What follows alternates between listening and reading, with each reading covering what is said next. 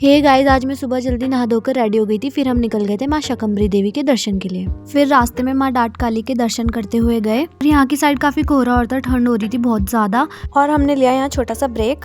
फिर हमने यहाँ से प्रसाद लिया और चले मंदिर की ओर। ये है मेरा बिग फैन, ये बोल रहा है लाइक शेयर कमेंट करो, तो जल्दी जल्दी जाके लाइक शेयर कमेंट करो। तो सबसे पहले हम जा रहे थे भूरा देव जी के दर्शन करने के लिए। यहाँ हम पहुंच गए थे भूरा देव जी के मंदिर में। जब हम यहाँ मंदिर में पहुंचे तो यहाँ हमारे पीछे कोई नहीं था, फिर एकदम से इतनी भीड़ लगी ना। फिर भूरा देव जी के अच्छे से दर्शन करने के बाद हम निकल पड़े थे माँ शाकंभरी देवी के दर्शन के लिए। माना जाता है कि अकाल पड़ने के कारण माता ने साग सब्जियों का रूप लिया था और पोषण करा था, इसलिए उनका नाम माँ शाकंभरी देवी है। और इसलिए मंदिर में ताजे फल और सब्जियां चढ़ाई जाती है। बोलते हैं ना, जब तक माता का बुलावा नहीं आता तो हम नहीं जा सकते। मैं एक बार पहले भी गई थी इस मंदिर में, और नवरात्रों के टाइम में गए थे, और इतनी भीड़ थी ना वहाँ पर, 2-3 दिन में नंबर आता, इसलिए हम बिना दर्शन करे घर वापस आ गए थे। फिर अच्छे से दर्शन करने के बाद हम सब बैठ गए थे यहाँ खाना खाने। ये हमारा पूरा ग्रुप है। सुबह से कुछ नहीं खाया था, सबको बहुत तेज भूख लगी हुई थी।